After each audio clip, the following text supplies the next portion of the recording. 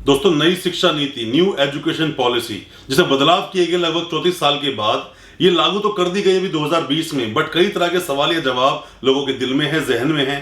खास करके उन टीचर्स के, खास करके उन स्टूडेंट्स के जो आगे जाकर बनना चाहते हैं टीचर।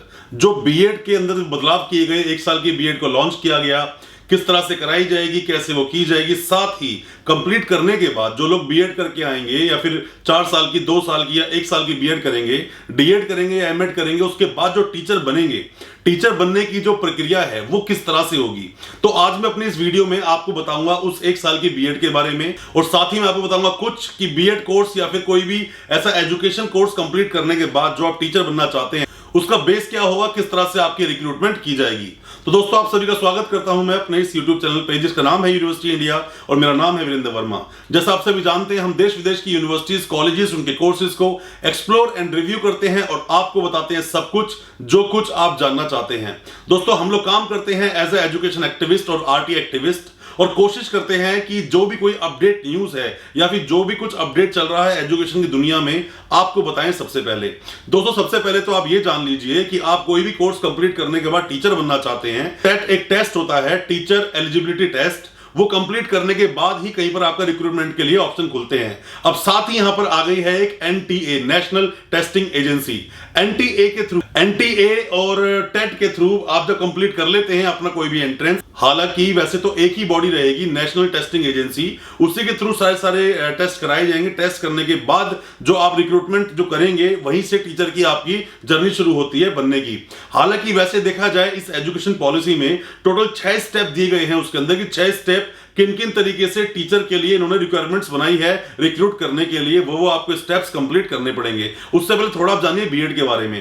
दोस्तों, बीएड जो भी 1 साल की कर दी गई है, 1 साल करने का मकसद सिर्फ यही था कि जो स्टूडेंट्स पास करते जा रहे हैं, मास्टर्स भी कर ले और बाद में उनको पता चलता है कि मुझे तो कोई भी कोर्स कर लेना चाहिए टीचिंग का, और साथ में टीचर बनने की अभी वैकेंसी है, उसी के लिए 1 साल का ये बीएड का कोर्स लाया गया। और साथ ही मैंने इसकी फीस क्या होगी, क्या इसका प्रारूप होगा, वो सारा मैंने अपनी पिछली 2 वीडियोस में बताया था, आप उन वीडियोस को देख सकते हैं। बट फिर से मैं आपको बता दूं कि 1 साल का जो बीएड होगा वो मास्टर्स के बाद होगा। अब यहां पे छोटी सी एक मिसकंसेप्शन लोगों के साथ है।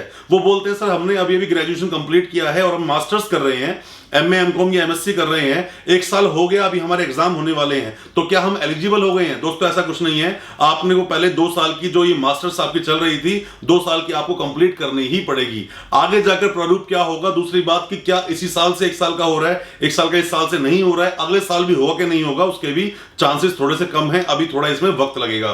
फीस और बाकी डिटेल्स भी मैंने अपनी पिछली वीडियो से बनाई है, आपको मैं पहले उसका लिंक दे दूंगा, साथ में ऊपर आई बटन में आ रहा है, आप क्लिक करेंगे तो सीधा उस पिछली वीडियो पहुंच जाएंगे उसके बाद डिटेल जानने के लिए। अब बताता हूं रिक्रूटमेंट किस तरह से होगा टीचर्स का, जो टीचर बनेंगे। सबसे पहली बात दोस्तों, जैसे कि पहले भी था, ये अब भी होगा कि पहले आप टेट, टीचर एलिजिबिलिटी टेस्ट, और साथ ही जो एनटीए है, नेशनल टेस्टिंग एजेंसी, ये आपका एंट्रेंस लेंगे, आप एंट्रेंस दोगे। एंट्रेंस में क्वालिफाई होने के बाद मेरिट बेस पर जो लिस्ट बनेगी, उसके बाद में आपका एक इंटरव्यू होगा। इंटरव्यू होने के तहत ही आपसे पूछा जाएगा क्लास में आप किस तरह से पढ़ाएंगे, किस तरह से स्टूडेंट्स को बताया जाएगा। इसको आप ये भी बोल सकते हो क्लासरूम डेमोन्स्ट्रेशन। उसके अंदर आपको बताओगे क्लास में किस तरह से पढ़ाओगे, उसके बाद में फिर से इस इंटरव्यू के बाद ये थोड़ा जो आपने बताया किस तरह से आप पढ़ाओगे, उसके बाद फिर से एक लिस्ट तैयार होगी। लिस्ट तैयार होने के बाद में आपको क्लासरूम डेमोन्स्ट्रेशन के लिए बुलाया जाएगा, क्लास में आप पढ़ाकर बताओगे कि किस तरह से आप पढ़ा सकते हो स्टूडेंट्स को।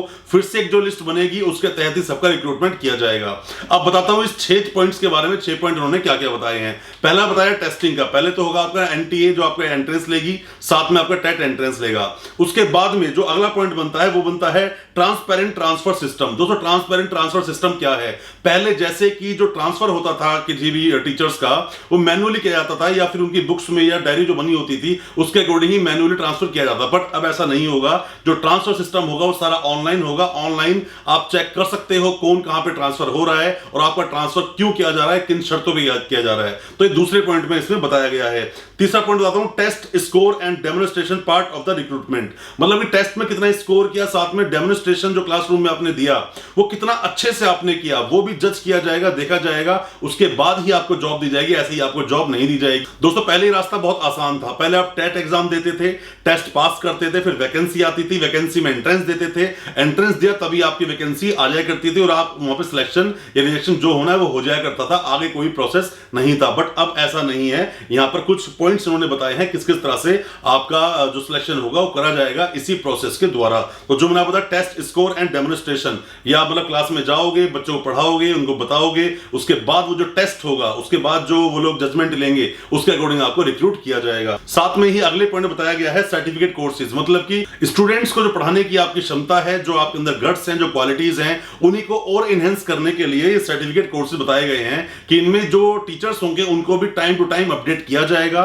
ताकि वो अच्छे से पढ़ा सके। साथ ही दोस्तों आपको पता होगा जो हमारा ये RCI है, रिहैबिलिटेशन काउंसिल ऑफ इंडिया, यहां से कोर्स करने वाले जो लोग स्पेशल डीएड, स्पेशल बीएड या स्पेशल एमएड करते हैं, वो जो स्टूडेंट्स को पढ़ाते हैं, जो स्टूडेंट्स होते हैं डिसेबिलिटीज या दिव्यांग चिल्ड्रन जो बच्चे होते हैं, उनको पढ़ाने के लिए ये लोग कोर्स करते थे। बट अब ऐसा नहीं होगा। जो लोग आप में से टेट क्लियर करके या NTA क्लियर करके आ रहे हो और जो पहले नॉर्मली बीएड करके अब लग जाया करते थे, उनको इसकी भी ट्रेनिंग दी जाएगी कि आप डिसेबिलिटी स्टूडेंट्स को और साथ में दिव्यांग स्टूडेंट्स को किस तरह से पढ़ाएंगे ताकि वही टीचर उन स्टूडेंट्स को पढ़ा सके। ताकि ऐसा ना हो जैसे पहले होता था कि टीचर को हायर किया गया, वो सिर्फ एक स्पेसिफिक लिमिटेशंस के लिए था, स्पेसिफिक उसका एक दायरा था, उस दायरे से बाहर निकालने के लिए सरकार ने जो निर्णय किए हैं वो सब बताया है इस न्यू एजुकेशन पॉलिसी में। एक और अगला पॉइंट बताया है इसी के अंदर रीस्ट्रक्चरिंग ऑफ NCTE को रीस्ट्रक्चर किया जाएगा। जहां पर पहले DSSB के थ्रू सारे सिलेक्शंस होते थे, वहीं पर अब होंगे PSSB के थ्रू। और साथ ही कुछ और भी चेंजेस करे हैं इसके अंदर कि NCT के अंदर नए नए क्या चेंजेस लाए जाएंगे, क्या नियम कानून नए बनेंगे, उन सब में बहुत तरह के चेंजेस किए गए हैं सरकार के द्वारा। तो दोस्तों मैं आपको एक बात बड़ा इन शॉर्ट में बता दूं कि जो पहले जो टीचर बनने के लिए ख्वाब लिया करते थे कि हम बस जाएंगे, अपना टेट क्लियर करेंगे, एक एंट्रेंस देंगे और हम पास हो जाएंगे और जॉब लग जाएगी। दोस्तों हमारे देश में टीचर्स की क्या क्वालिटी है वो तो अक्सर आपने गवर्नमेंट स्कूल्स में देख लिया होगा, अक्सर आप न्यूज में देख भी लेते हो। देश के राष्ट्रपति का नाम क्या है? नरेंद्र मोदी क्या है राष्ट्रपति? क्या आपको मालूम है भारत में 3 प्रधानमंत्री हैं? प्रधानमंत्री मनमोहन सिंह, लालू, नीतीश। यूपी के राज्यपाल मुखर्जी साहब हैं। जो अब पाटिल साहब हैं। नहीं वो क्या कहते हैं, याद नहीं आ रहा इस समय। तो अभी जो मुखर्जी करके हैं सर। स्कूल तक की स्पेलिंग SCUKL होती है। क्या स्पेलिंग होती है? SUC। लिख के दिखा दीजिए।